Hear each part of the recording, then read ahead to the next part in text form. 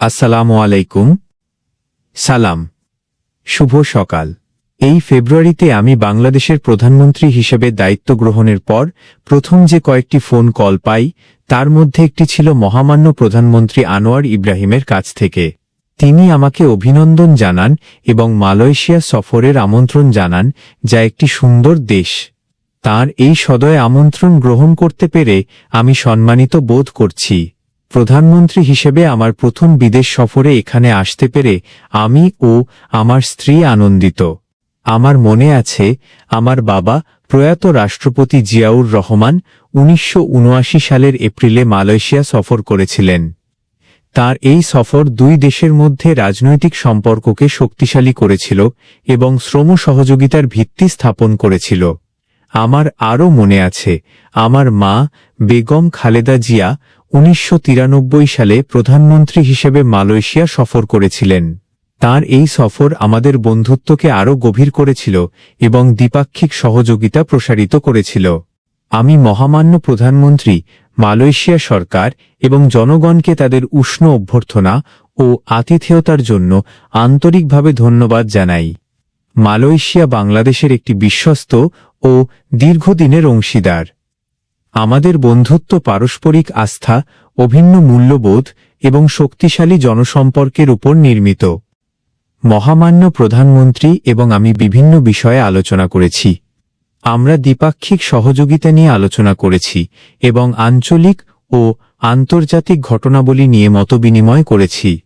আজ আমরা বাংলাদেশ মালয়েশিয়া সম্পর্ক জোরদার করার অঙ্গীকার পুনর্ব্যক্ত করছি। আমরা যৌথ কমিশন বৈঠক এবং দ্বিপাক্ষিক আলোচনা সহ বিদ্যমান ব্যবস্থার মাধ্যমে সম্পৃক্ততা বাড়াতে সম্মত হয়েছি। আমাদের পররাষ্ট্রমন্ত্রীদের মধ্যে আমরা দ্বিপাক্ষিক বাণিজ্যের বৃদ্ধিকেও স্বাগত জানাই এবং বাংলাদেশ মালয়েশিয়া মুক্ত বাণিজ্য চুক্তি নিয়ে আলোচনা এগিয়ে নিতে সম্মত হয়েছি। বাংলাদেশ জাতীয়তাবাদী দল ২০২৬ সালের ফেব্রুয়ারি মাসের সংসদীয় নির্বাচনে একটি শক্তিশালী ম্যান্ডেট লাভ করেছে। আমাদের জনগণের বিপুল সমর্থনে আমরা গণতান্ত্রিক প্রক্রিয়ার মাধ্যমে রাজনৈতিক স্থিতিশীলতা পুনরুদ্ধার করেছি। আমাদের অগ্রাধিকার হল কর্মসংস্থান সৃষ্টি, বিদেশি বিনিয়োগ আকর্ষণ এবং অর্থনৈতিক প্রবৃদ্ধি ত্বরান্বিত করা। আমরা একটি ব্যবসাবান্ধব পরিবেশ গড়ে তুলছি এবং বিনিয়োগকারীদের জন্য নতুন সুযোগ তৈরি করছি। আমি বাংলাদেশে মালয়েশীয় বিনিয়োগের ব্যাপক সম্ভাবনা দেখছি এবং মালয়েশীয় ব্যবসা প্রতিষ্ঠানগুলোকে সেই সুযোগগুলো অন্বেষণ করার জন্য আন্তরিকভাবে আমন্ত্রণ জানাচ্ছি।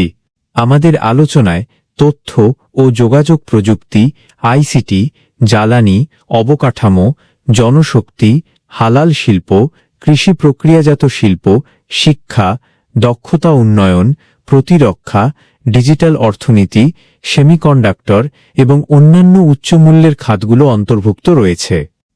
মালয়েশিয়ায় কর্মরত বাংলাদেশি শ্রমিক, শিক্ষার্থী, পেশাজীবী এবং উদ্যোক্তারা আমাদের দুই দেশের মধ্যে একটি গুরুত্বপূর্ণ সেতু হিসেবে কাজ করেন। তাদের অবদান আমাদের অর্থনীতি ও সমাজ উভয়কেই উপকৃত করে। আমি মহামান্য প্রধানমন্ত্রী আনোয়ার ইব্রাহিমকে আরও বেশি বাংলাদেশি শ্রমিক নিয়োগের বিষয়টি বিবেচনা করতে এবং যত তাড়াতাড়ি সম্ভব শ্রমবাজার উন্মুক্ত করার জন্য অনুরোধ করেছি। আমি অবৈধ শ্রমিকদের পুনর্নিয়মিতকরণ এবং সম্ভব হলে আটককৃত বাংলাদেশিদের প্রত্যাবাসন সংক্রান্ত বিষয়গুলো উত্থাপন করেছি। আমরা একমত যে নিয়োগ প্রক্রিয়া স্বচ্ছ, ন্যায্য এবং সাশ্রয়ী হওয়া উচিত, যাতে মধ্যস্থতাকারী কমে এবং শ্রমিকদের জন্য খরচ কম থাকে। আমি বাংলাদেশে আশ্রয়প্রাপ্ত রোহিঙ্গা জনগণের জন্য গভীর উদ্বেগ প্রকাশ করছি এবং মিয়ানমারে তাদের নিরাপদ, মর্যাদাপূর্ণ ও টেকসই প্রত্যাবাসনে মালয়েশিয়ার অব্যাহত সমর্থনের জন্য ধন্যবাদ জানাই। আমরা আঞ্চলিক সহযোগিতা নিয়েও আলোচনা করেছি। বাংলাদেশ আসিয়ানের সঙ্গে ঘনিষ্ঠতর সম্পৃক্ততা চায় এবং আসিয়ান সেক্টরাল ডায়ালগের অংশীদার হতে আগ্রহী। আমরা আঞ্চলিক সমন্বিত অর্থনৈতিক অংশীদারিত্বে আরসিইপি যোগ দিতেও আগ্রহী।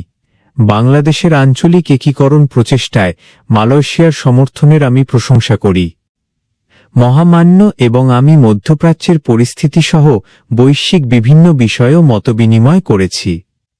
আমরা জাতিসংঘ এবং অন্যান্য আন্তর্জাতিক সংস্থায় একসঙ্গে কাজ করার প্রতি আমাদের অঙ্গীকার পুনর্ব্যক্ত করছি। আমি জাতিসংঘের সাধারণ পরিষদের ৮১তম অধিবেশনের সভাপতিত্বের জন্য বাংলাদেশের প্রার্থিতাকে সমর্থন করার জন্য মালয়েশিয়াকে ধন্যবাদ জানাই। আমরা অভিন্ন স্বার্থ সংশ্লিষ্ট বিষয়ে আমাদের ঘনিষ্ঠ সহযোগিতা অব্যাহত রাখার প্রত্যাশা করি। আজকের দ্বিপাক্ষিক দলিল স্বাক্ষর ও বিনিময়কে আমি স্বাগত জানাই। এই উদ্যোগগুলো আমাদের সহযোগিতাকে আরও শক্তিশালী করবে এবং আমাদের সম্পর্কের ইতিবাচক গতিকে ধরে রাখবে।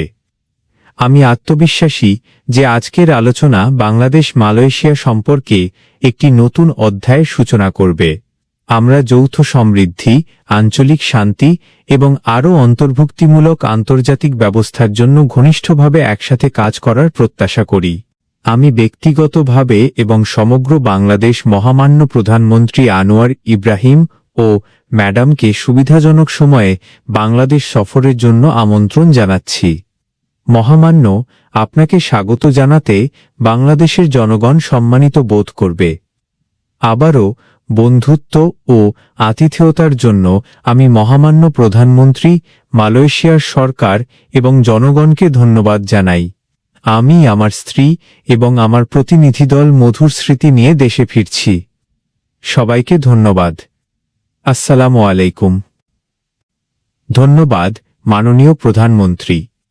আমি এখন গণপ্রজাতন্ত্রী বাংলাদেশের মাননীয় প্রধানমন্ত্রী এবং মালয়েশিয়ার মাননীয় প্রধানমন্ত্রীর বিদায় ঘোষণা করে আমাদের যৌথ সংবাদ সম্মেলন শেষ করলাম।